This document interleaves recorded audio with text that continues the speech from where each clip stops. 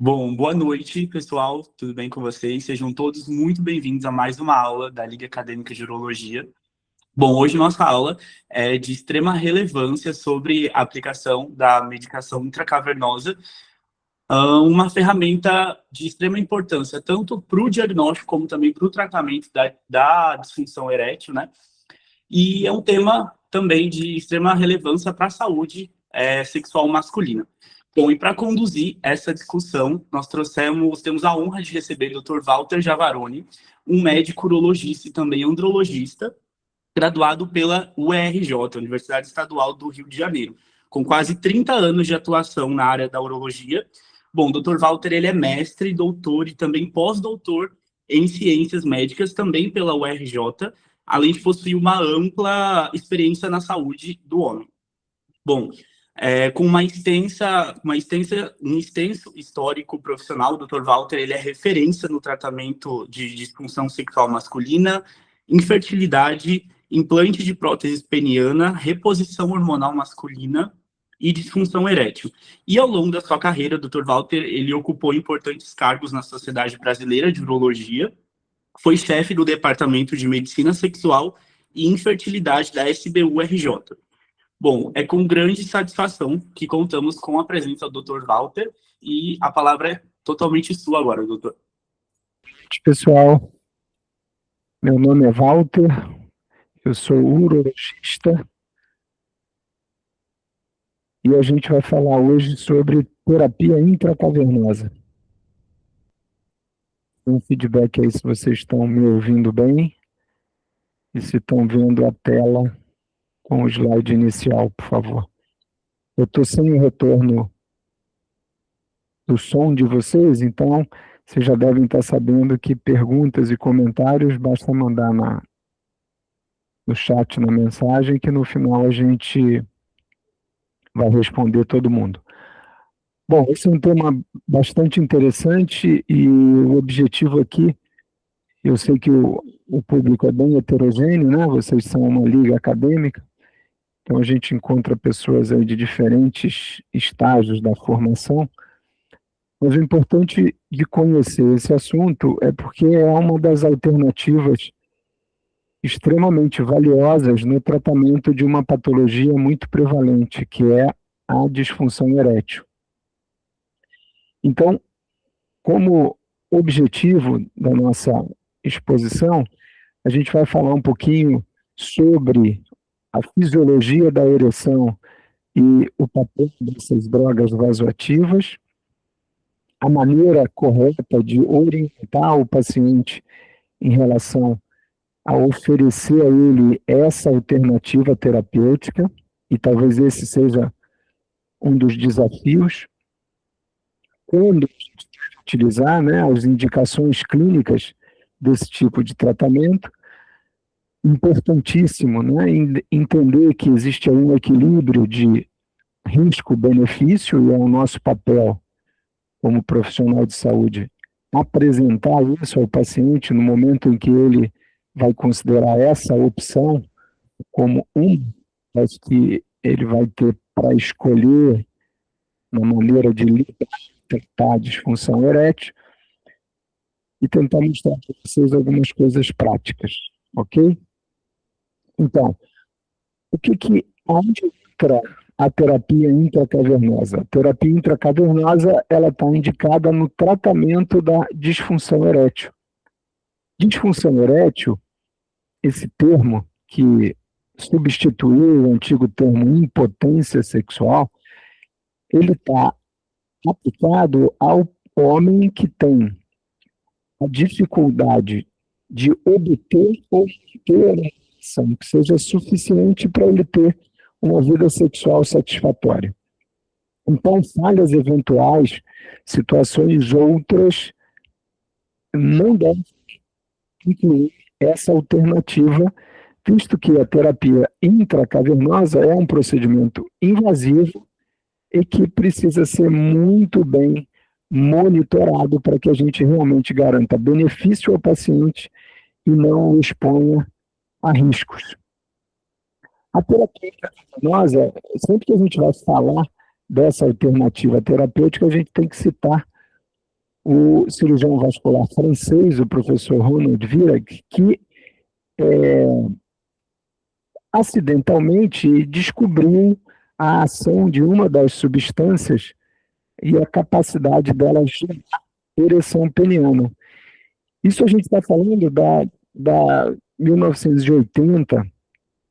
O professor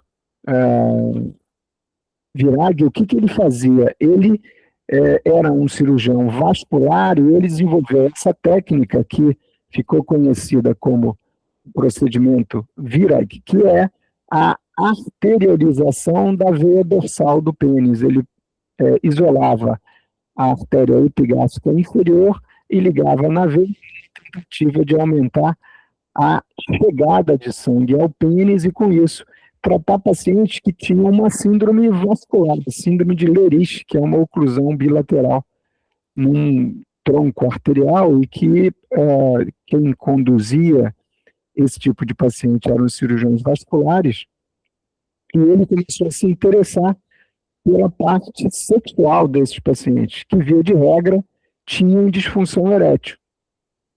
E no momento dele fazer essa cirurgia, o que era necessário? Os vasos, eles precisavam ser dilatados para facilitar essa anastomose e evitar a formação de coágulos. Então, ele injetava substâncias vasodilatadoras. Uma dessas substâncias, a papaverina, utilizada durante a cirurgia vascular, ele começou a observar que gerava uma ereção peniana e uma ereção que se prolongava no tempo.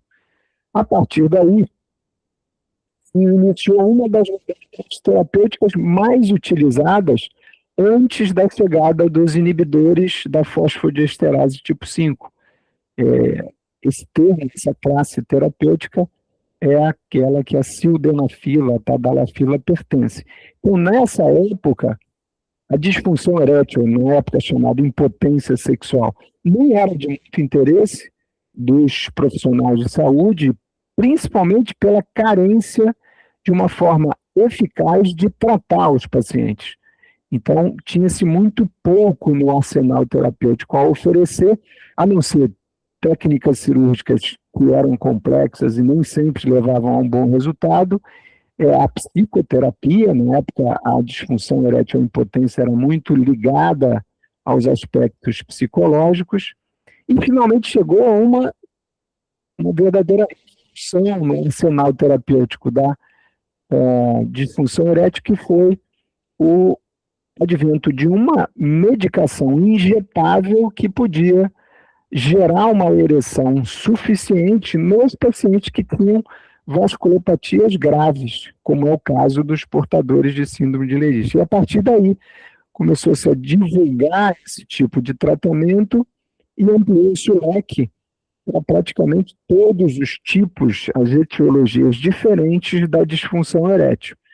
Então, nesse período de 1980 até 2000 e pouco, a terapia intracavernosa era, na verdade, o eixo principal do manejo da disfunção erétil pelos médicos que, na época, se rotulavam como especialistas. Essa é uma aplicação também prática, um outro grande ponto do conceito de tratamento da disfunção erétil, que é a publicação original do Viagra, da sildenafila, né? A publicação do New England de 1998, e aí entra uma medicação oral que consegue melhorar a capacidade de obtenção e manutenção da ereção na grande maioria dos pacientes com queixas compatíveis com o diagnóstico de disfunção erétil. Então, a partir desse momento, a terapia injetável, a terapia intracavernosa, passa a adquirir um local diferente nesse leque de opções que é oferecido ao paciente. Por que motivo? Porque a medicação oral, ela é mais simples, ela é mais obediente em termos das etapas fisiológicas da ereção, ela dispensa a injeção intrapeniana, e com isso ela também possibilitou ocupar um grande espaço dentro da terapia da disfunção erétil. E mais do que isso, foram os estudos que motivaram e que possibilitaram a publicação do, posteriormente, a comercialização da sildenafila, que ajudou muito o entendimento da fisiopatologia da disfunção erétil. E aí, vamos falar rapidamente desses conceitos básicos, porque eles são muito importantes para o entendimento do que é a terapia intracavernosa.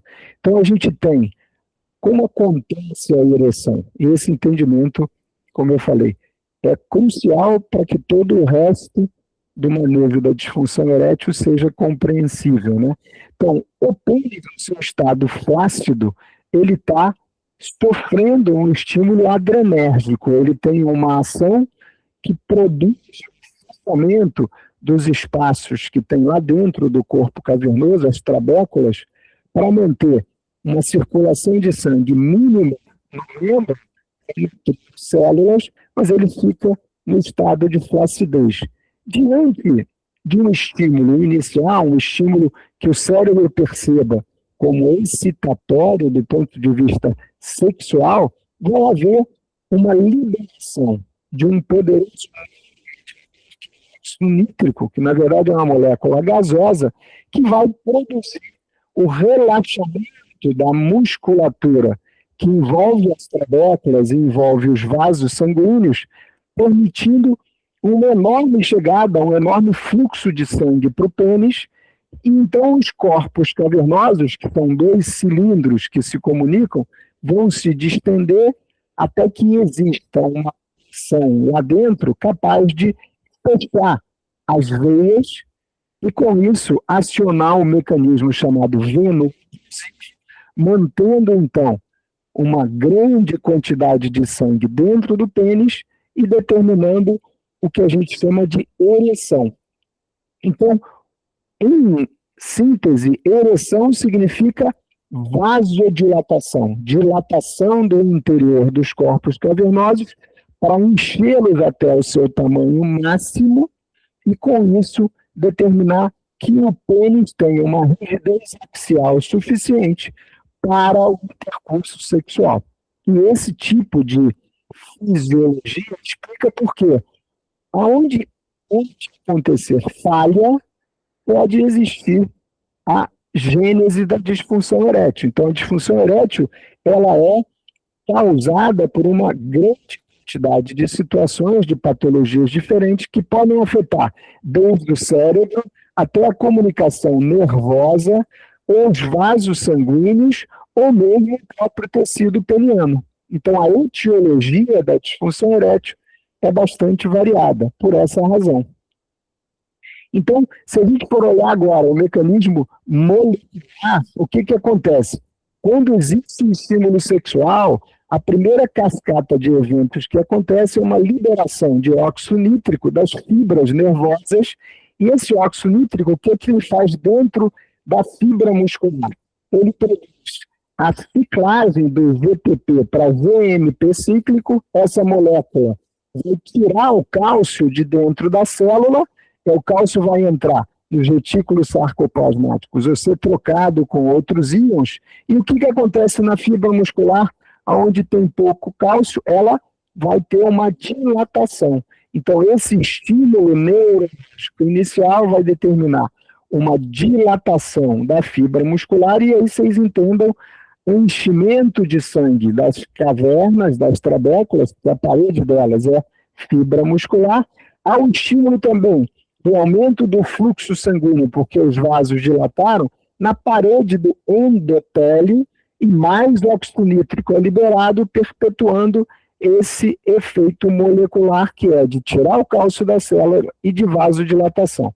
Então, resumindo, o pênis flácido ele está com o tônus adrenérgico, adrenalina, vocês lembram, vasoconstrição, e o pênis ereto, a gente tem um fenômeno de vasodilatação. Então, em última análise, a situação da ereção depende muito de saúde do tecido vascular. terapia intracavernosa? Porque a doença de disfunção erétil é extremamente prevalente. A gente sabe que grande parte dos homens, depois dos 50 anos de idade, tem algum grau de disfunção, principalmente aqueles que não mantêm hábitos saudáveis, e aí a gente pode citar a obesidade abdominal, o sedentarismo, a hipertensão arterial sem controle, o diabetes, as doenças neurológicas. Então, um grande número de situações contribui a um fator não modificável, né? A gente não tem como frear o tempo, mas o homem que envelhece sem o cuidado em relação à manutenção dos hábitos saudáveis e é portador de doenças crônicas, ele com grande frequência pode sofrer com a disfunção erétil. Então, essa é uma patologia importante para que a gente tenha conhecimento. Como eu falei, a causa da disfunção erétil é bastante variada. A gente pode ter causas ligadas a doenças cardiovasculares, né? E isso vocês já conhecem a fisiologia da ereção e conseguem entender o porquê. Causas neurogênicas, a gente vai ter um prejuízo da comunicação do cérebro com o pênis, e isso é feito, como vocês viram, através de fibras nervosas. Causas ligadas à interação com outros medicamentos, né? Então isso também é muito importante para a população que envelhece. Causas hormonais e psicogênicas. Então, a gente conhecer a etiologia é muito importante para a gente escolher a melhor opção terapêutica e tomar essa decisão junto com o paciente. A gente, quando fala de disfunção erétil e terapia intracavernosa, tenta situar de maneira resumida aonde entraria a terapia intracavernosa no arsenal terapêutico. Então, como eu falei, com o advento da medicação oral, sildenafila, da tadalafila, dos medicamentos que conseguem, por via a disfunção erétil, a gente considera a primeira linha do tratamento identificar e tentar modificar os fatores de risco. Então, quem é sedentário, a gente estimula que faça exercício, quem está muito acima do peso, emagrecer, ou seja, cuidar da saúde. A gente tem vários suportes ligados à psicologia e outros tipos de ajuda em relação às pessoas mais ansiosas e estressadas, e a gente pode oferecer como primeiro tratamento a farmacoterapia oral. A terapia cavernosa, nos guidelines, ela aparece como segunda linha terapêutica. Por quê? Porque aqui a gente está falando de um tratamento invasivo, que exige um acompanhamento mais rigoroso, se a gente comparar com a medicação oral. E terceira linha seriam os implantes penianos, considerados o estágio mais avançado em termos de opção terapêutica, porque o implante a gente normalmente explica para o paciente que é um tratamento definitivo. Enquanto eu estou na segunda e primeira linha, eu posso subir ou descer degraus. Aqui, se eu colocar um implante, esse vai ser o tratamento definitivo do paciente. Mas, atualmente, o que a gente considera e presente nos guidelines é que a decisão de se é primeira, segunda ou terceira linha, ela é compartilhada com o paciente.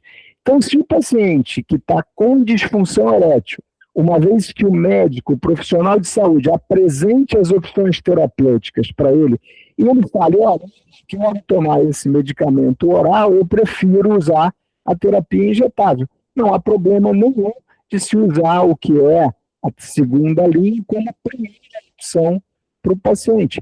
Por outro lado, existem pacientes que querem curar a disfunção erétil.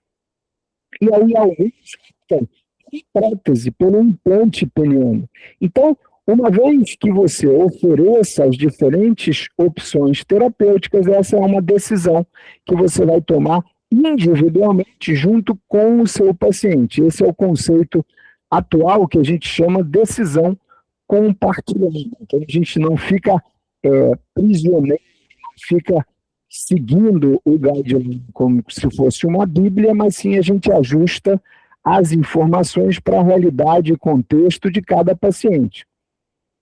Então, onde a gente mais frequentemente indica e utiliza a terapia intracavernosa? Então, as principais indicações vão estar quando existe falha ou o paciente não se adapta à medicação oral, e aqui o conceito de inibidor da fosfodiesterase tipo 5, a gente está falando de sildenafila e tadalafila principalmente, quando o paciente não pode tomar a medicação oral por uma contraindicação, por exemplo, o paciente coronariopata que usa nitrato, ele não pode utilizar medicação oral, e aí, uma vez que existe essa contraindicação, a gente pode pensar na terapia intracavernosa, ou no paciente que toma medicação oral e tem efeitos colaterais que tornam esse tipo de tratamento inadequado. Então, aqui a gente está falando de linhas.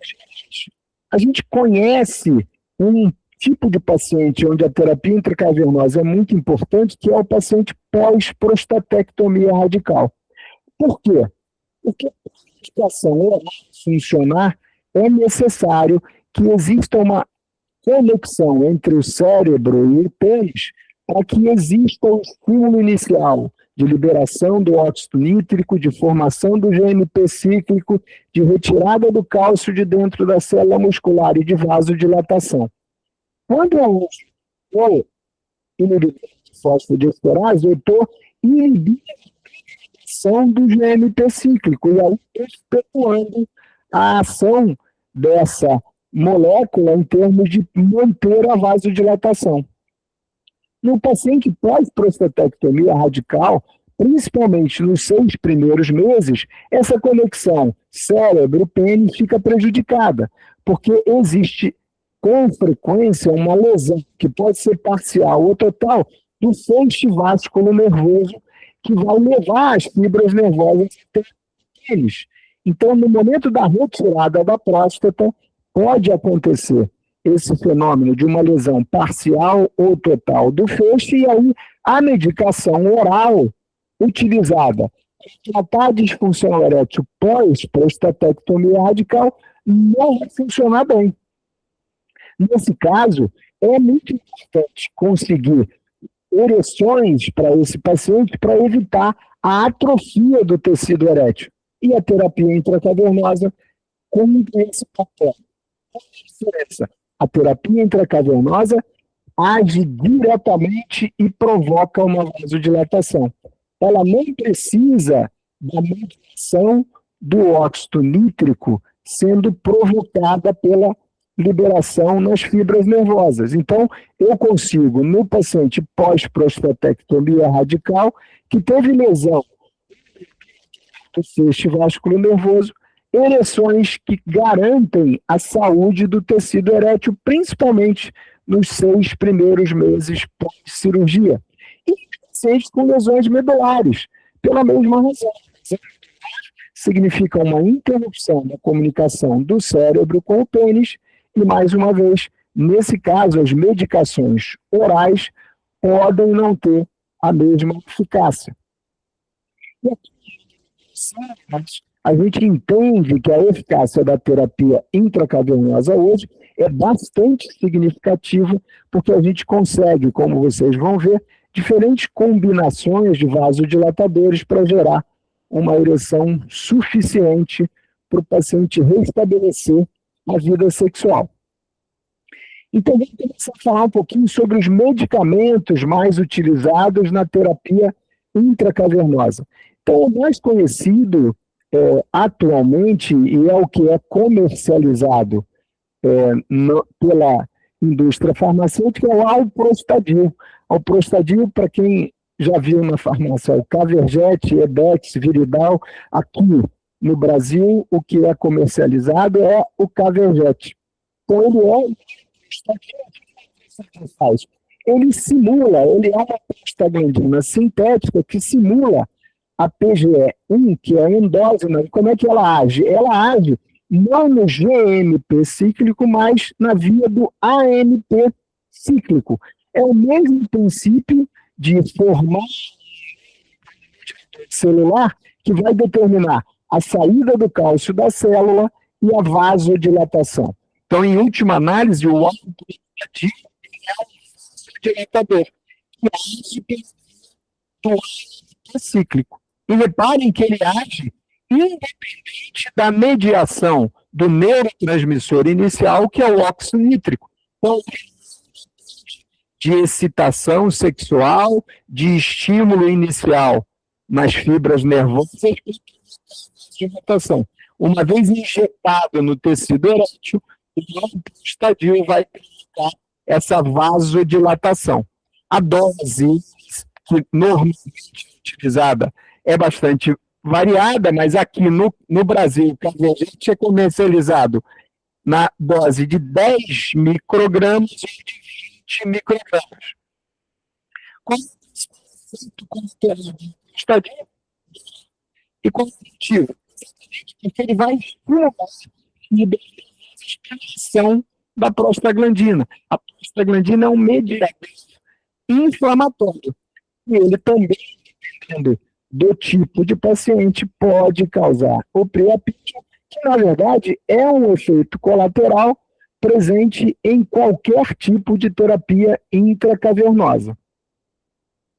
As outras substâncias mais utilizadas, a papaverina, que eu mencionei quando mostrei o professor Ronald Virag, a papaverina, o que ela faz? Ela é um inibidor não seletivo das fosfodiesterases. Então, o sildenafil, a medicação oral, é um inibidor seletivo da fosfodiesterase tipo 5. Por isso que a sildenafila via ela vai ser absorvida e vai ser distribuída em todo o corpo, mas ela vai agir preferencialmente no tecido erétil. Por quê? Porque no tecido erétil tem muita fosfodiesterase do tipo 5, mas lá também existem outras fosfodiesterases. Então, a papaverina, para ela agir no tecido erétil, ela tem que ser injetada diretamente no tecido erétil. Ela vai agir localmente, produzindo uma vasodilatação pela inibição não seletiva das fosfodiesterases. Fosfodiesterase, o que ela faz? Lá dentro do tecido erétil, vocês já sabem, ela degrada o GNP cíclico, que é o que vai provocar a vasodilatação, porque o GNP cíclico tira o cálcio de dentro da célula. Então, se eu do GNP ciclo, significa que eu facilito a obtenção e a manutenção da dilatação dos vasos e do tecido trabecular, portanto, eu facilito a ereção. E outro fármaco muito utilizado é a fentolamina. Fentolamina é um alfa-adrenérgico, tanto alfa-1 quanto alfa-2. Alfa-2, então, bloqueia receptores de adrenalina, então fazem exatamente um efeito de vasodilatação. Então, normalmente, a fentolamina não é uma terapia, ela tem um efeito pequeno, sinérgica com os outros vasodilatadores. E a papaverina, ela pode ser utilizada em monoterapia. Mas qual é o problema da papaverina? A papaverina ela causa, se comparada aos outros fármacos, um índice maior de fibrose do tecido erétil, e ela tem um risco maior, principalmente quando em concentrações mais altas, de provocar priapismo. O que é o priapismo? Priapismo é uma ereção prolongada que é acompanhada de dor. Então, eu não quero que o meu paciente fique com uma ereção prolongada, porque eu sei que isso é um risco, que o priapismo se torna uma emergência, uma urgência urológica. A gente precisa reverter essa situação para evitar que o tecido erétil comece a sofrer. O pênis, quando está no máximo da sua ereção, o tecido erétil está se sacrificando para manter a rigidez até que ocorra o fenômeno da ejaculação, que seria o encerramento da atividade sexual, e aí o pênis entra em flacidez. Quando eu uso papaverina, eu posso quebrar esse processo, porque a ereção pode ficar estimulada por um tempo muito longo e isso não é bom. Vocês vão ver que na hora de orientar o paciente, na hora de eu escolher a mistura que eu vou fazer, então, o que é o trimix? Eu citei, então, para vocês o alprostadil, a papaverina e a fentolamina. Alprostadil e papaverina podem ser usados em monoterapias. Mas qual é a vantagem de associar os três? Eu posso usar menores concentrações desses fármacos e, com isso, tornar a minha solução mais potente para que eu possa usar volumes pequenos. Qual é a vantagem de usar volume pequeno? Eu provoco menos fibrose e eu tenho uma solução que dura mais tempo com o meu paciente. Então, normalmente, quando a gente vai fazer a terapia intracavernosa, então, tentando amarrar os conceitos aqui para vocês, eu estou querendo provocar uma vasodilatação no tecido erétil para que o paciente que sofre de disfunção erétil consiga ter uma ereção de boa qualidade, uma ereção satisfatória. O que é uma ereção satisfatória? Uma ereção que o pênis fique rígido o suficiente para permitir uma atividade sexual com penetração que seja satisfatória para o paciente e para a parceria. Ok? Então, normalmente, o que existe de alternativa terapêutica, ela pode ser alprostadil isolado. Mencionei um nome comercial para vocês, o Caverject. Eu posso ter o alprostadil junto com papaverina e fentolamina. Sempre que eu tiver o alprostadil na minha fórmula, um cuidado de manter a minha solução refrigerada, porque o alprostadil é termorado.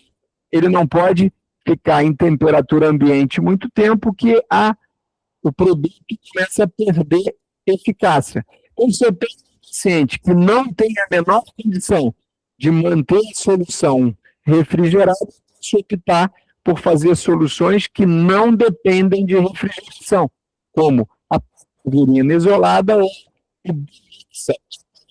e a fentolamina. Existem outras substâncias que também podem ser usadas na terapia intracavernosa. Existe uma também conhecida que é a atropina, e aí a gente chama quadrimix, e a gente usa em situações mais específicas, eu não vou poder mencionar aqui para vocês. Então, o que a gente faz normalmente? A gente associa as medicações em diferentes concentrações, aqui eu estou apenas usando essa tabela como ilustrativa, e quanto mais a concentração dos meus fármacos, maior vai ser a eficácia, mas também eu vou estar aumentando os riscos de ereções muito, risco de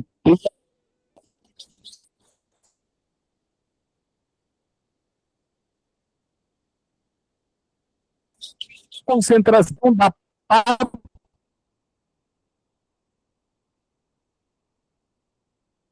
papaverina, eu posso estar aumentando o risco de fibrose. Fibrose no tecido erétil é muito ruim, porque a fibrose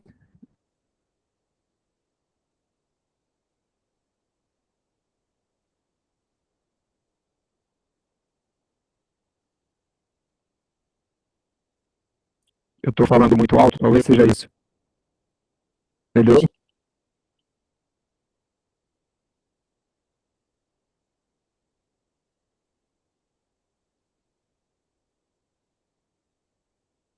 Está. Entendi, Marcos. Tá bom ou tá ruim?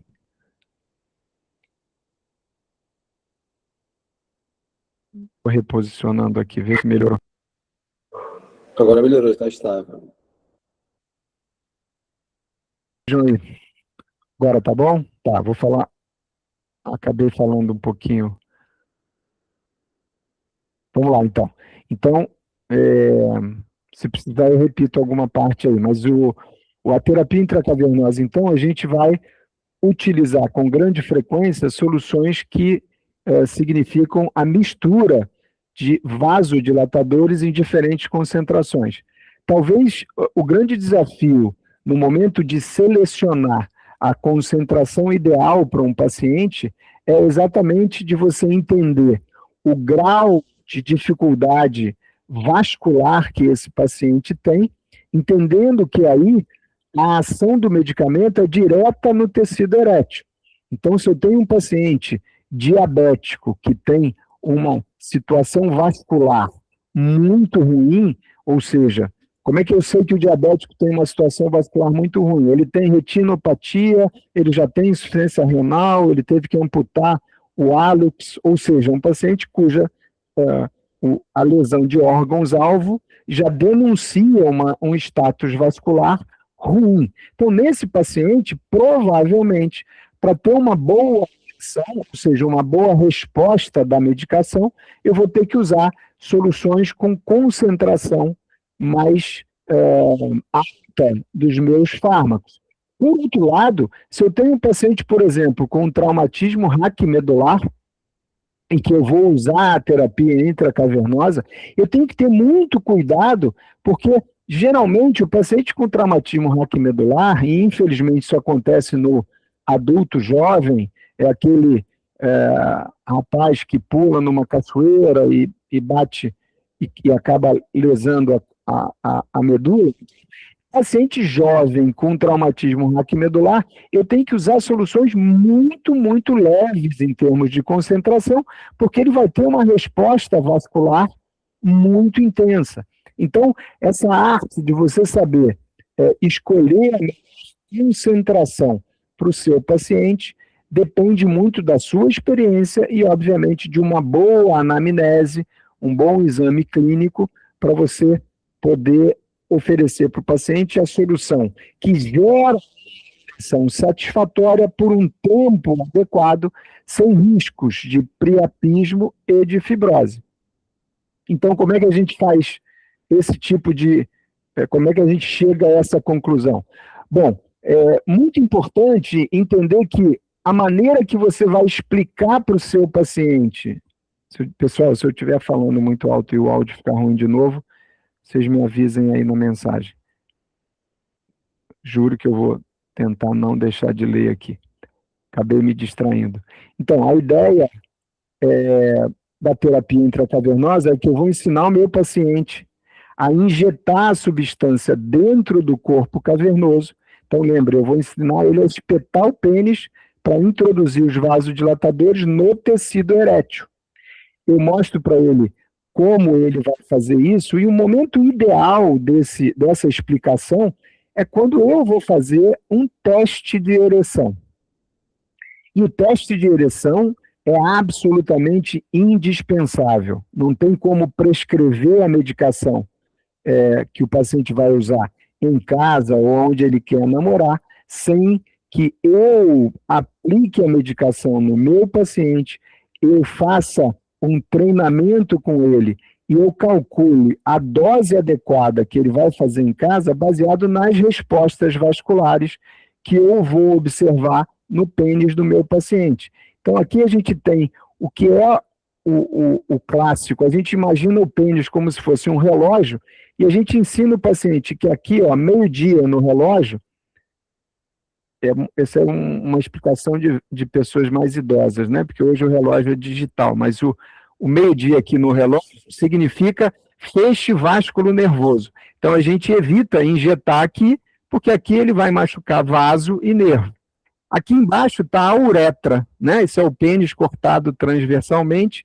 A gente tem 3 cilindros, 2 corpos cavernosos, é aqui nesse miolo que está o tecido erétil, e aqui embaixo está a uretra, onde passa a urina. Então, aqui embaixo, às 6 horas, também não adianta injetar aqui, porque ele não vai ter uma ereção.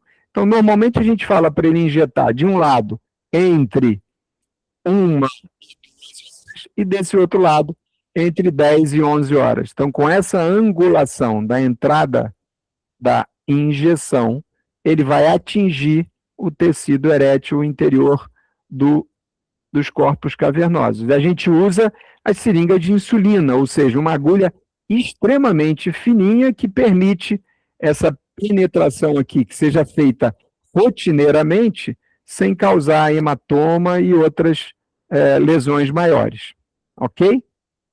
Então, essa técnica da administração, a gente tem sempre que ter bastante cautela, cuidado de explicar para o paciente que é um tratamento invasivo e é necessário usar a técnica asséptica, ou seja, eu não posso contaminar a minha solução, nem a agulha, nem deixar que a pele fique inapropriada para uma injeção dentro do pênis. Então, eu explico o que é a higienização necessária, todo o material. Então, quando eu mando fazer o meu trimix, eu tenho que estar fazendo num confiável, que tenha, aqui no Brasil, ele precisa ter um aval, um reconhecimento da Anvisa e uma licença para manipular medicamento injetável. Esse produto, para ser manipulado pelo paciente, e lembrem, o paciente tem diferentes níveis aí de entendimento, de compreensão, então eu preciso explicar, olha, aqui esse frasquinho, toda vez que você for aspirar o conteúdo do frasco, você tem que ver se existe precipitação, se o produto está na validade, você limpa essa borrachinha aqui com álcool 70, você aspira a quantidade que eu vou determinar, e aí você tem que estar com as suas mãos limpas, o pênis tem que estar limpo, você vai então degermar a região do pênis que você vai aplicar, e ele então entende, uma vez que você vai fazer o teste no consultório, você vai desmistificar uma série de medos do paciente. Ele vai perder o medo da injeção no pênis, porque ele vai ver que isso não dói. Ele vai ter o grande benefício de perceber que a medicação funciona. Então, esse é o principal motivador do paciente para aderir à terapia intracavernosa. Ele vê o medicamento funcionando. Então, essa aplicação no momento do teste da ereção, ela é muito importante e didática. É a oportunidade que você vai treinar o seu paciente, você vai calcular a dose adequada para orientá-lo. No final a gente faz as perguntas, principalmente por conta aí da dificuldade que eu tive aqui no meu computador de poder ouvir a pergunta diretamente de vocês. Mas estamos caminhando, daqui a pouquinho vocês vão poder perguntar. Vai precisar injetar, né? Então essa ideia do relógio costuma ser bastante interessante, porque é uma ilustração familiar ao paciente, e explico os cuidados que ele tem para não deixar o pênis marcado com hematoma, etc. Então, o princípio básico é mostrar num modelo onde o paciente vai aplicar. O meu teste de ereção serve para eu selecionar a solução e a concentração adequada e o número de unidades que o paciente vai aplicar. Vocês viram que cada solução do trimix tem um poder, uma eficácia diferente. Então, para o meu paciente com uma doença vascular mais avançada, eu vou usar soluções mais concentradas. Para o meu paciente com outras etiologias, onde o sistema vascular está preservado, eu sempre começo com concentrações mais leves. E a quantidade da solução que eu vou usar, eu tento fazer com que ele aplique pequenos volumes. Dessa maneira, eu diminuo o risco de fibrose e aumento a durabilidade da minha solução. Ok? Então, aqui mais ou menos a ideia do relógio, o ângulo que ele vai utilizar e os pontos que ele precisa evitar no momento do treinamento. E o teste da ereção fármaco-induzida, hoje, normalmente, o que a gente faz? A gente faz um teste com o paciente e faz o Doppler peniano. Então, o Doppler é um curso muito interessante, porque permite eu conhecer a resposta vascular desse paciente, eu consigo entender qual o componente arterial dessa disfunção erétil que ele tem, e eu posso estudar o mecanismo veno-occlusivo, que é aquela situação onde a pressão no interior dos corpos cavernosos vai aumentar a ponto de fechar o plexo venoso subtunical, ou seja, as veias que estão saindo dos corpos cavernosos, elas vão ser fechadas, aí eu tenho mais sangue chegando no pênis do que sangue saindo, e aí esse é um mecanismo veno-oclusivo. Então, o Doppler me permite entender se o sistema arterial e o mecanismo veno-oclusivo estão íntegros ou estão danificados e até estimar o grau de danificação desses sistemas. E com isso eu vou poder calcular qual a melhor solução que eu vou usar para o meu paciente e como eu preciso, para fazer o Doppler de maneira adequada, eu preciso gerar uma boa ereção. O que a gente faz normalmente, então aqui exemplificando, o médico aplicou a medicação e está com o Doppler fazendo o estudo arterial desse paciente. Então eu consigo com o Doppler a velocidade de pico sistólico, o índice de resistência e vários parâmetros importantes para a minha definição de como eu vou esse paciente em relação à terapia intracavernosa. Então esse fluxograma aqui é só para mostrar que o Doppler ele vai ser titulado de acordo com a resposta erétil de cada paciente. Então, se eu aplico 20 unidades do meu trimix, número 5, e eu consigo apenas 10% de rigidez, o que eu vou fazer? Eu vou fazer eu aplico de novo uma solução mais concentrada, 30 unidades da minha solução 9, para conseguir uma rigidez adequada. Se eu consigo a rigidez, eu dou continuidade ao meu exame. Se eu não consigo a rigidez, eu vou titular o suficiente para ter uma boa exame. Às vezes eu não consigo essa resposta, e aí esse paciente não vai ser candidato à terapia intracavernosa. Provavelmente é um paciente que eu vou indicar o implante peniano. Por outro lado, se eu aplico 20 unidades da minha mistura 5 e tenho já uma rigidez de 100%, faço o exame, mas preciso aplicar um antagonista, ou seja, eu dou um antídoto para essa vasodilatação que provocou uma infecção muito. O paciente está fazendo essa aplicação no consultório, via de regra, não está num ambiente com estímulo excitatório, e eu imagino que se ele fizer essa mesma quantidade em casa para namorar, ele vai ter uma ereção pro priapismo. Então, se eu apliquei e tive que usar um antídoto, um adrenérgico, a fenilefrina, significa que eu não selecionei a melhor quantidade ou a solução ideal para esse paciente. Então, eu diminuo a quantidade da minha mistura ou eu troco por uma mistura mais fraca. Ou seja, mostrei para vocês dois extremos do que é a oportunidade de um teste de ereção para que eu selecione a melhor concentração para o meu paciente. E aqui algumas maneiras que hoje a gente tem do paciente aplicar a terapia intracavernosa. Ele pode usar a seringa de insulina absolutamente sem nenhum auxílio, e grande parte dos pacientes não tem nenhuma dificuldade em relação a isso.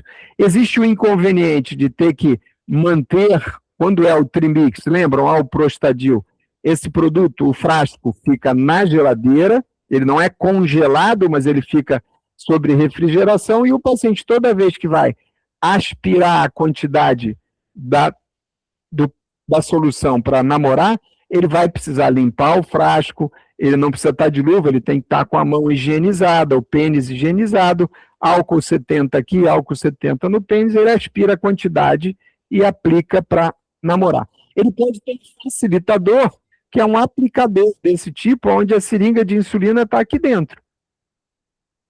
Existem canetas, onde a solução vai estar dentro de uma carpule, e ele só precisa trocar a agulha nessa caneta e ele roda, a quantidade vai ser determinada assim como as canetas de insulina e as canetas de medicações hoje para o diabetes e para o emagrecimento são feitas, ou seja, a facilitação. O que a caneta facilita? Ele não precisa aspirar o medicamento já está aqui dentro e ele adquire e troca as carpules, ok? Então, na hora que eu vou ao meu paciente, então eu fiz o teste de ereção, eu treinei ele no consultório, eu encontrei a solução ideal, eu vou limitar o número de vezes que ele vai usar essa medicação, então eu tenho que ter muito cuidado com o perfil de cada paciente para evitar o uso excessivo e inadequado, com risco de priapismo e de fibrose. Tento explicar que às vezes ele vai aplicar e não vai ter a resposta ideal, e ele não deve aplicar no mesmo dia, isso aqui aumenta muito o risco de priapismo, e às vezes eu preciso associar a terapia intracavernosa a outros métodos terapêuticos, como a medicação oral, ou a bomba de vácuo, ou o peniano. Então, existem várias estratégias aí que eu posso customizar para encontrar a solução ideal para o meu paciente. Quem pensa em utilizar a terapia intracavernosa, conhecer os riscos, né? Então, os principais riscos estão aqui enumerados. Tem paciente que utiliza a medicação e sente muita dor, sente uma dor que é intolerável do ponto de vista de continuar o tratamento.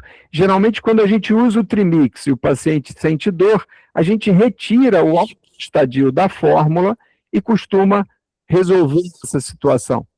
A formação de hematoma na pele, a gente contorna como? Orientando o paciente, sempre que ele aplicar, ele tem que comprimir o sítio da aplicação por 2 a 5 minutos para evitar exatamente o extravasamento de sangue e a formação de hematoma. Quando o paciente usa aspirina ou algum produto que interfira na coagulação, às vezes esse tempo de compressão precisa ser maior. Evitar fibrose significa, a fibrose é o quê? É uma alteração do tecido erétil que vai formar como se fosse um calo no local dessas aplicações. E qual é o problema? A fibrose limita a elasticidade do corpo cavernoso. Então, como são 2 cilindros que deveriam estar se expandindo simetricamente para o pênis ficar reto, quando existe uma fibrose, o pênis começa a ter uma deformidade, uma curvatura. E isso atrapalha muito a vida sexual do paciente. Então, o que a gente faz para evitar a fibrose? Tenta usar soluções com menor quantidade de papaverina, orienta o paciente sobre frequência de aplicação, sempre orienta a alternar o lado da aplicação. Lembra? São 2 cilindros que tem no interior do pênis. Então, ele vai aplicar. Um dia ele aplica no cilindro do lado direito, ou seja, ele aplica às 2 horas. Na outro dia da semana que ele vai aplicar, ele aplica do outro lado, no outro corpo cavernoso, ou seja, no outro corpo cavernoso, um rodízio no sítio da aplicação. E evitar o priapismo, e a gente sempre tem que orientar o paciente, se ele estiver aplicando e a ereção está durando muito tempo. O que é muito tempo? Uma ereção que dura mais de 1 hora depois da aplicação já é um sinal de alerta. O paciente já deve ou diminuir a quantidade de solução que ele está aplicando ou pensar em trocar a solução. A gente tem uma ereção de 4 horas e começa a ser dolorosa e espontaneamente. Então, o priapismo é uma urgência.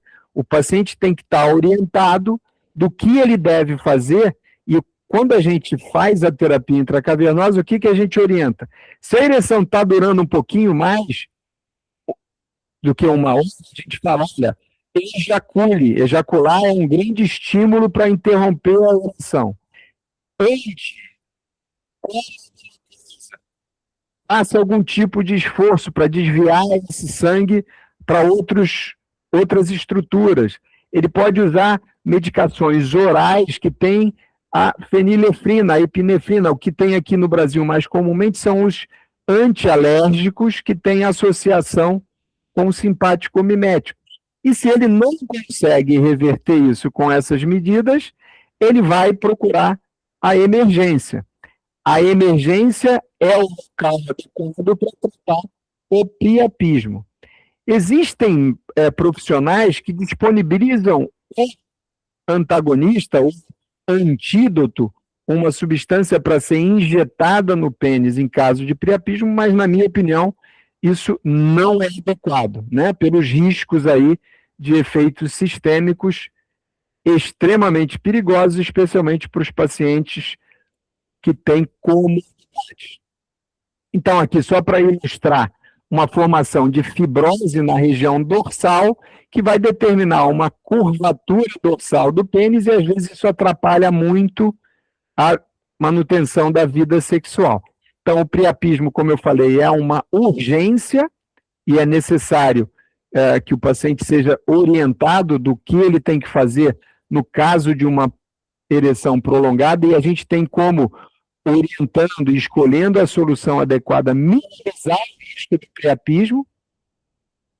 E quando a gente está fazendo o teste de ereção, é um momento muito importante, especialmente no paciente com comorbidade, de entender qual é a resposta sistêmica da medicação vasodilatadora que a gente está usando. Então, existem efeitos colaterais sistêmicos, principalmente a hipotensão arterial, que vai acontecer quando a gente está usando medicamentos vasodilatadores que estão entrando na circulação. Então, hipertensão, tontura e síncope são efeitos colaterais que geralmente a gente consegue identificar monitorando o paciente durante o teste de ereção no consultório. Reações alérgicas são menos comuns, mas podem acontecer, e especialmente o paciente coronário cardiopata, que tem uma doença mais complexa, a gente normalmente pede a autorização do cardiologista para fazer a terapia intracavernosa. Então, monitorar pressão arterial e frequência cardíaca no teste de ereção é muito importante. Para terminar, a gente não deve usar a terapia intracavernosa. Então, são situações especiais no paciente mais propenso, predisposto ao priapismo, são os pacientes falcêmicos ou pacientes que têm leucemia e mieloma múltiplo, porque aí o risco do priapismo em si, pela doença de base, vai ser somado ao risco da medicação injetável. Os doentes que têm coagulopatias severas e hipersensibilidade, os doentes que já têm deformidade peniana, caracterizada pela doença de Peyronie, ou aquele paciente que não consegue a autoinjeção. Então, não adianta eu oferecer essa alternativa para o paciente se ele não tem destreza manual ou não consegue enxergar o suficiente para fazer a aplicação, se ele não tem uma parceria que esteja apta a fazer esse tipo de terapia, essa terapia não vai ser adequada para o paciente. E, finalmente, a terapia intracavernosa, apesar de extremamente eficaz, ela tem um desafio que é na manutenção no longo prazo. Então, a adesão ao método, depois de 2 meses, é de menos de 50%. Quais são as principais causas de abandono? O paciente que tem muita dificuldade em obter a ereção satisfatória, então, uma eficácia comprometida, ou no paciente que acaba não tendo uma parceria que ajude nesse tipo de terapia, porque vai exigir alguns detalhes em relação a poder fazer a administração da medicação antes do encontro sexual. Ok? Para terminar, o parceria é muito importante. Às vezes a gente consegue que a parceria vá ao consultório no momento do treinamento, e aí o paciente fica bastante mais confiante. O uso do consentimento informado é algo individual, né? Eu costumo me basear muito num bom relacionamento com o paciente e o cuidado sempre de esclarecer riscos e benefícios, mas é muito importante a desmistificação do medo da agulha, né? Isso talvez seja uma etapa muito importante aí da terapia intracavernosa. E lembrando que, especialmente no paciente pós-prostatectomia radical, oferecer a terapia intracavernosa é quase que uma obrigação atualmente. E lembrem que O diagnóstico do câncer de próstata aumentou bastante em termos de número e, consequentemente, a quantidade de pacientes que são submetidos à prostatectomia radical também aumentou bastante. Então, se a gente fizer esse quadrinho comparativo aqui, eu acho interessante, a gente, com o critério de eficácia, sabe que a medicação oral tem uma eficácia em torno de 60% a 70%, então esse é o resultado de eficácia do próprio estudo original da sildenafila. A terapia intracavernosa tem uma alta eficácia, mas o campeão em termos de satisfação com a eficácia, sem dúvida, é a prótese peniana. Então, restabelecer a ereção é algo que a gente praticamente sempre consegue, às vezes com medidas extremas, como o implante da prótese peniana. Mas a questão é que a sexualidade não se limita só a recuperar a ereção, né? É algo bem mais complexo. Em termos de tratamento invasivo, a medicação oral é invasiva, a intracavernosa moderada e a prótese é o mais invasivo, né? Considerado um tratamento definitivo. Efeitos colaterais. Os fármacos orais têm, sim, efeitos colaterais. Para alguns pacientes, a cefaleia, a dispepsia são praticamente proibitivos. A terapia intracavernosa também tem os seus efeitos colaterais, como vocês ouviram, né? Os locais de dor e hematoma, fibrose e o risco do priapismo, e os sistêmicos, ligados principalmente à hipotensão, e a prótese tem os seus riscos inerentes à infecção, a problemas técnicos e a falha mecânica, principalmente nas próteses infláveis. E quanto ao custo, medicação oral é baixo, a intracavernosa tem ficado mais acessível, mas ainda é um limitador para alguns pacientes, e os implantes penianos, quando não disponibilizados no Sistema Único de Saúde, aí falando aqui do Brasil, ou na medicina suplementar, o custo é considerado alto. E para os pacientes, os casos mais leves de disfunção erétil, normalmente a gente consegue uma precisão com a medicação oral.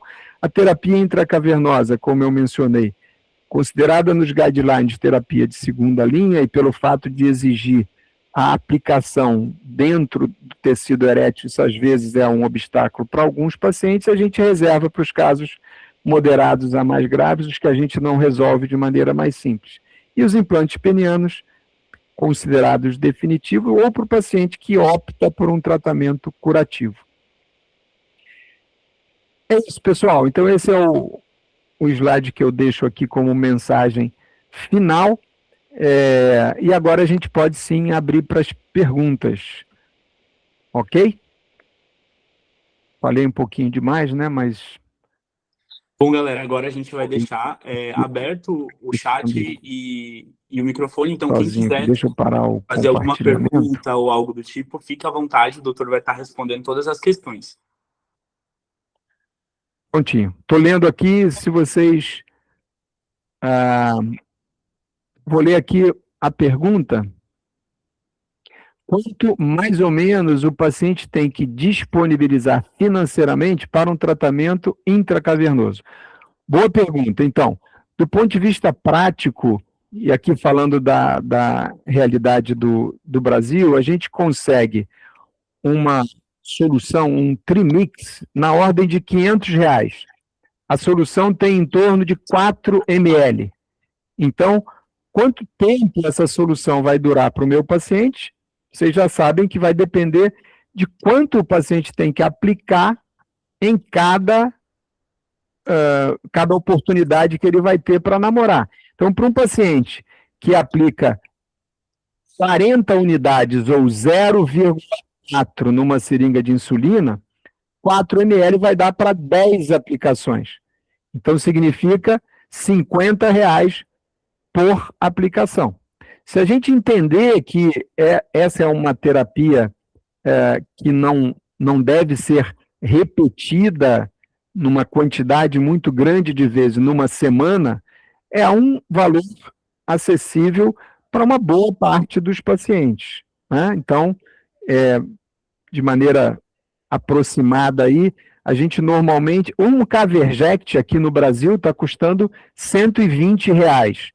Caverject de 20 microgramas, entre 120 e 140. E o Caverjet, teoricamente, depois que você reconstitui o produto, né, ele vem em pó e você dilui com uma solução e ali ele vai ter 1 ml com 20 microgramas. A maior parte dos pacientes precisa aplicar essa quantidade para conseguir uma boa resposta erétil, quando o alprostadil é usado em monoterapia.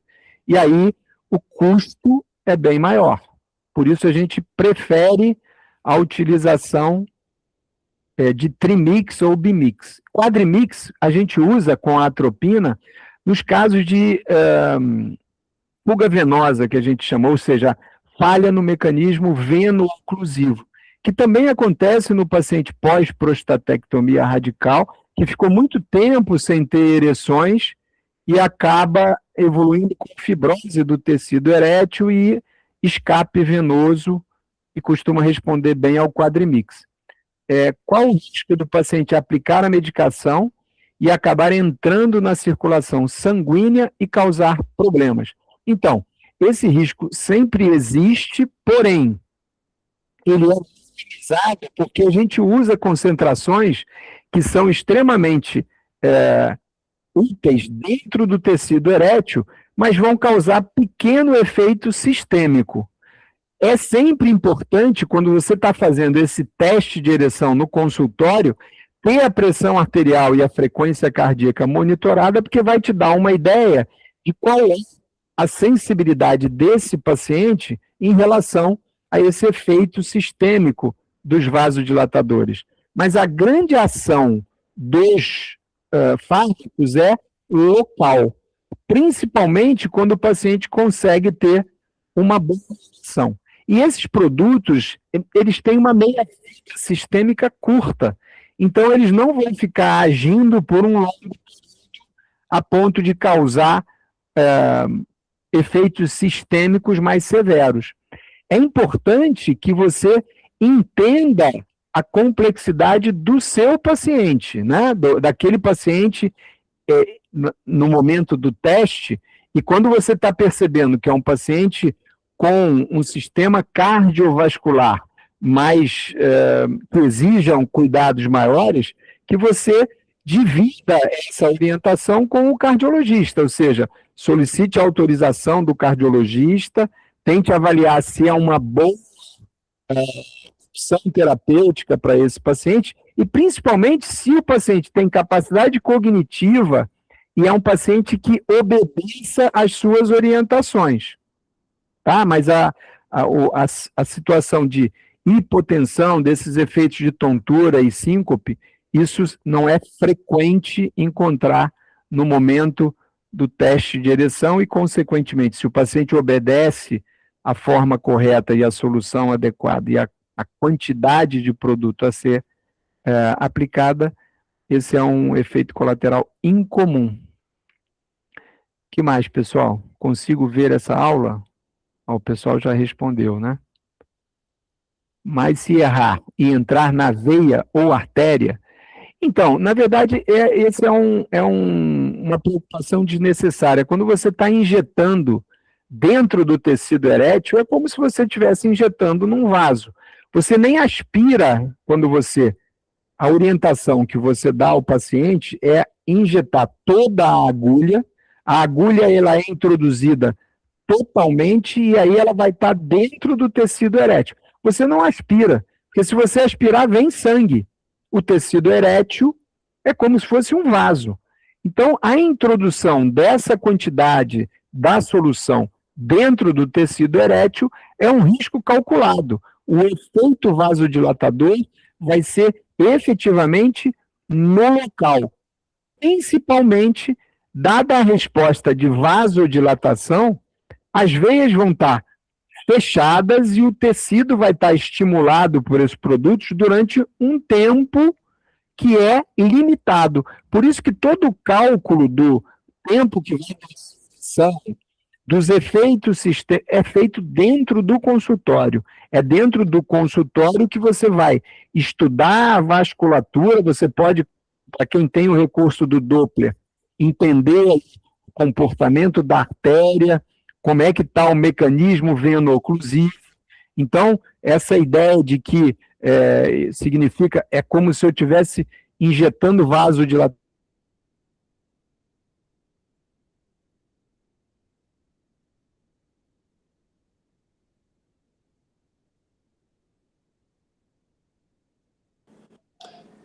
Doutor Val, teu áudio está mudo, mudou.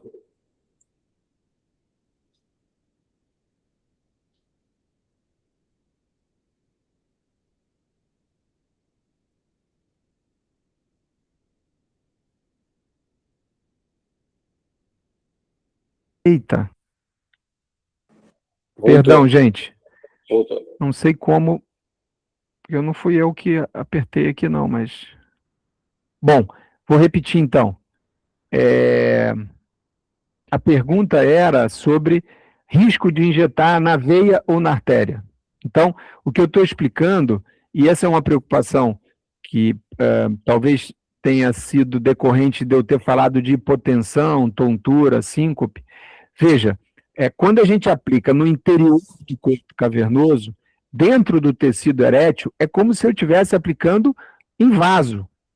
É a mesma coisa, só que é um vaso que está compartimentalizado. Esse tecido vai ser estimulado localmente. Uma quantidade pode gerar esse efeito sistêmico, mas isso eu vou perceber geralmente no momento que eu estou fazendo o meu teste de ereção no consultório. Então, esses fármacos, eles agem no tecido erétil e por um curto período de tempo. Essa interação com a circulação sistêmica é pequena e limitada. Quando o produto se dilui na circulação sistêmica, o estímulo se torna mínimo e normalmente o paciente nem percebe. Eu, monitorando a pressão arterial e a frequência cardíaca, eu vou conhecer no meu paciente qual a sensibilidade dele em relação à concentração que eu estou utilizando. Quando o meu paciente é um cardiopata, um paciente com um sistema cardiovascular mais complexo, eu vou pedir autorização ao cardiologista dele para que eu possa fazer esse tipo de teste e essa alternativa terapêutica. Se o cardiologista dele falar não, nem pensar, aí eu vou indicar um outro tipo de tratamento.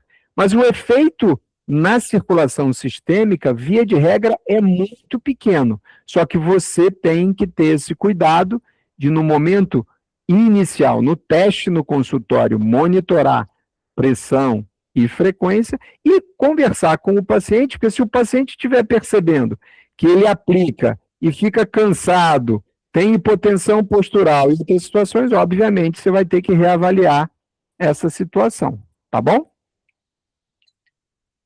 E a gente, quando aplica, não aspira para ver se está dentro do vaso ou não, porque se você introduzir a agulha no tecido erétil, você tem que introduzir a agulha de insulina totalmente para chegar no tecido erétil, você não aspira para ver se vem sangue ou não. Não tem essa necessidade nenhuma. Você vai aplicar diretamente no tecido erétil, que na verdade são as trabéculas cheias de sangue. Então é semelhante a você aplicar no vaso, só que não é no vaso que vai para a circulação sistêmica. Você vai fazer um estímulo vasodilatador localizado, tá bom?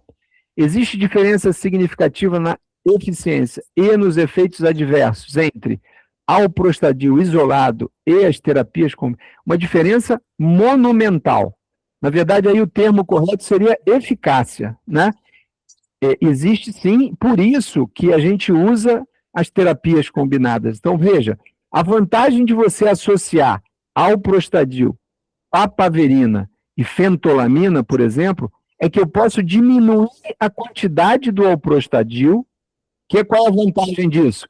Eu estou com menos custo, alprostadil é caro, eu estou com menos risco de dor provocado na aplicação, e eu tenho um efeito sinérgico da papaverina e da fentolamina. Por que é um efeito sinérgico? Porque eles vão ajudar na vasodilatação agindo em outras vias. Lembra? O alprostadil, ele já age na via do AMP cíclico. A papaverina, inibe a fosfodiesterase. A fentolamina vai agir bloqueando o receptor adrenérgico, alfa-1 e alfa-2. Então, é como se o meu exército tivesse atuando em diferentes frentes para gerar uma vasodilatação. Então, no alprostadil, eu teria que aplicar, por exemplo, 1 ml para ter uma boa ação.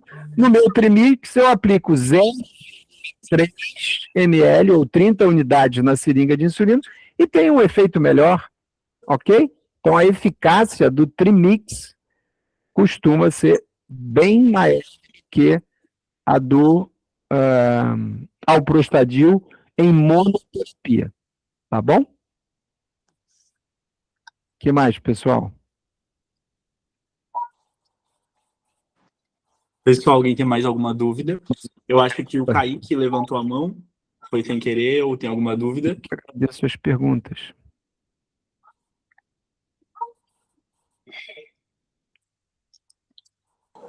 Ninguém? Boa noite, doutor Walter. É o Marcos. Tudo bem? Tudo bem, Marcos. Estou curioso para saber como que eu consegui mutar o meu microfone sem perceber. Doutor Walter, me escuta bem? Diabetes ou pós-cirurgia de próstata, os resultados da terapia injetável diferem da população geral? Ótima pergunta. Então, são duas situações que a gente considera situações especiais. Qual a razão? A primeira, o diabético. O que acontece com o diabético? Lembra da fisiologia da ereção.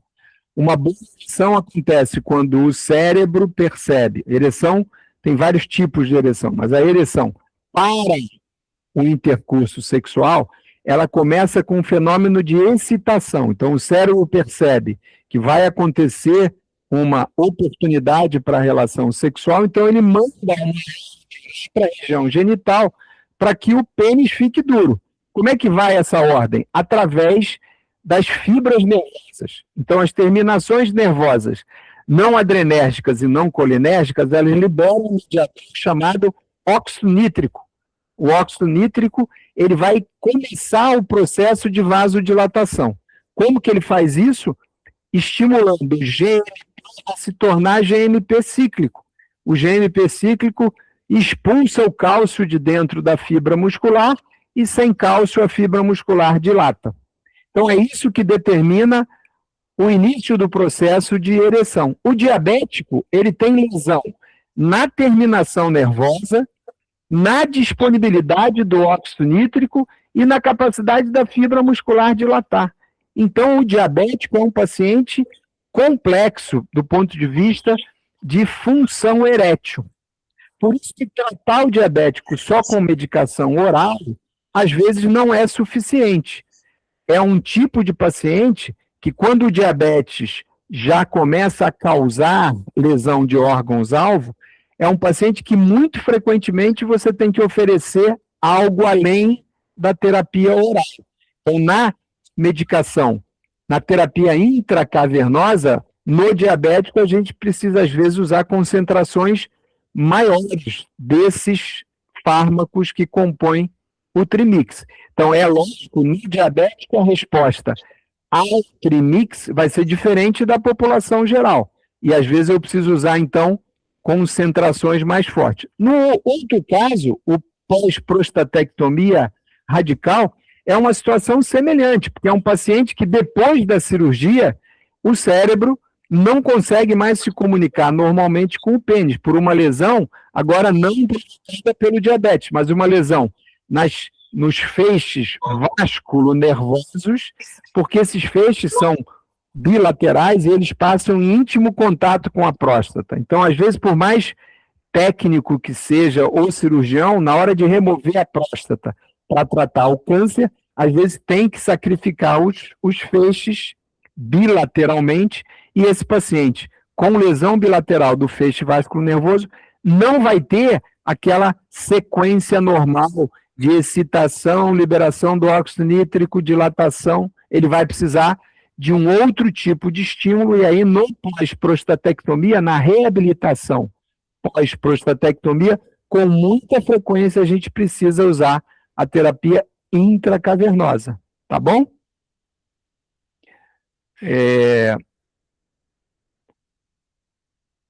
Sim, Marcos, eu não estou conseguindo ouvir o pessoal, então por isso as perguntas estão sendo feitas no chat. Na verdade, o Marcos foi quem me convidou e aproveito para agradecer aqui o convite e a oportunidade, parabenizar vocês aí da Liga Acadêmica, que continuem firme aí fazendo eventos e tornando a urologia cada vez mais uma especialidade aí cobiçada pelos alunos, né? Posso dar o meu depoimento de que é uma excelente especialidade e na UFSC você consegue fazer clínica, você consegue fazer cirurgia, você consegue fazer a parte de diagnóstico, né? Vocês viram que a terapia intracavernosa também é um excelente armamentário para o diagnóstico da disfunção erétil, então às vezes a gente consegue muita informação com esse tipo de tratamento, tá bom? Então, obrigado, Marcos, pelo convite, obrigado ao Pedro, ao Fernando, ao pessoal da Liga. Me desculpem aí pelo problema técnico, mas se veem pela minha idade, que eu não sou nenhum expert nessa parte aí da tecnologia, né? Mas com a ajuda de vocês aí, acho que deu para a gente pelo menos mostrar que esse é um tópico importante, né? Tá bom? Tá certo. Galera, o doutor não está ouvindo. Alguém mais tem Eu que alguma dúvida? agradeço, gente. Então, eu vou tomar a liberdade aqui de encerrar o nosso encontro e, mais uma vez, agradecer e parabenizar vocês. Marcos, muito obrigado. Estou à disposição. Espero que. É uma piadinha aqui sobre a idade. Não, mas eu tenho muito orgulho dos meus cabelos brancos. Não estou reclamando, não. Só estou dizendo que talvez por isso eu não tenha conseguido ouvir vocês, né? O que é uma pena. A aula não fica interativa e é sempre uma oportunidade da gente conversar. Gente, muito obrigado, uma boa noite a vocês, bons estudos, sigam firmes aí. Essa é uma área maravilhosa, tá bom? Pessoal, não vamos encerrar ainda. Pessoal, Antes da gente encerrar e falar sobre o certificado, gostaria de agradecer ao doutor pela disponibilidade de poder compartilhar um pouquinho do seu conhecimento com a gente. Foi uma satisfação, um prazer tê-lo aqui conosco. E agradecer também aos presentes pela participação e dizer que esperamos vocês nos próximos eventos da nossa liga. Bom, dando continuidade, no sábado, lembrando, a gente vai ter a continuação dessa nossa aula, que vai ser exclusivo para membros da Liga, a parte prática sobre a aplicação da medicação intracavernosa, e vai ser com o Marcos Vinícius. Eu acredito que o Marcos está aqui na ligação. E, Marcos, quer falar um pouquinho para a gente? Olá, boa noite a todos. Obrigado pela presença aí no evento. Queria agradecer imensamente a todos. E no sábado nós vamos falar um pouco sobre essa didática aí. Eu já estou nesse segmento da andrologia já faz um bom tempo, desde 2003. Então, vou disponibilizar um pouco aí do meu conhecimento nessa área e toda vez que, como o Dr. Walter falou, me informou, quando eu não consigo tratar um paciente referente por via medicamentosa, a gente orienta o Dr. Walter para fazer a implantação de prótese peniana. Então, eu creio que no sábado tem muito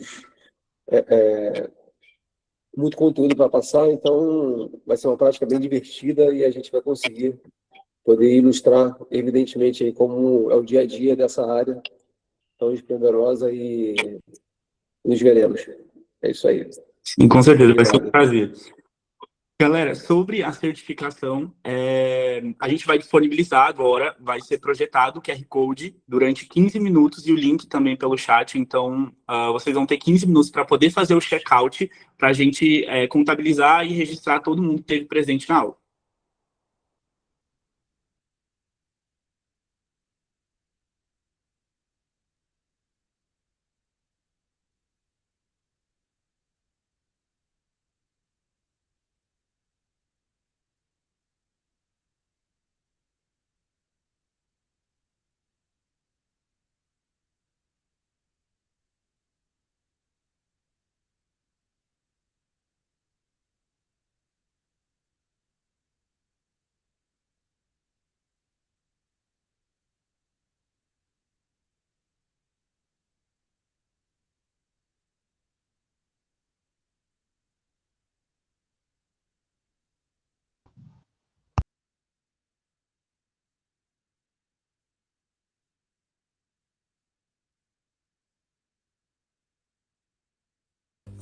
Pessoal, quem colocou o nome completo RG já pode ir saindo, tá? A gente vai deixar aberto por 15 minutos aqui, daí a gente encerra em seguida.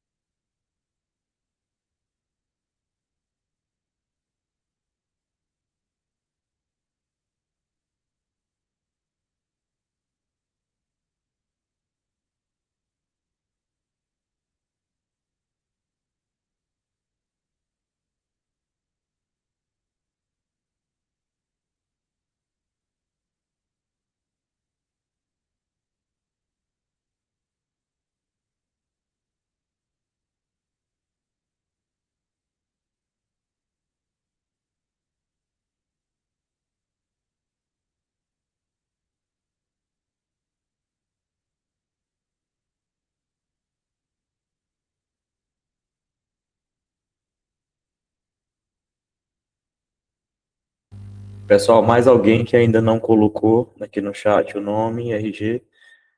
Assim que colocar, já pode ir saindo, tá?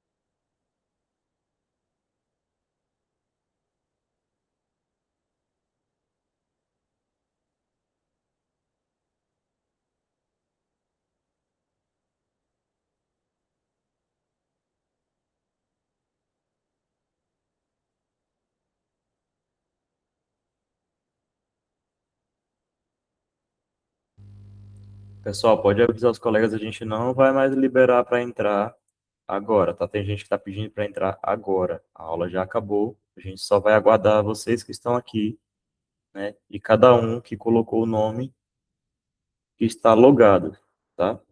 Cada um deveria entrar com seu usuário e colocar seu nome e RG.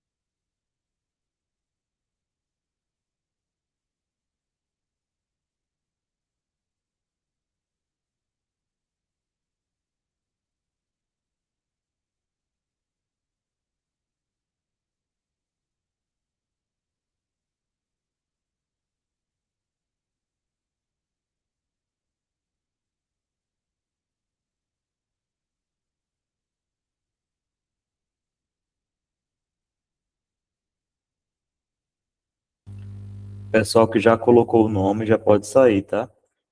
Quem colocou o nome de colega a gente não vai aceitar, tá? Cada um teria que estar logado para poder colocar o nome, tá?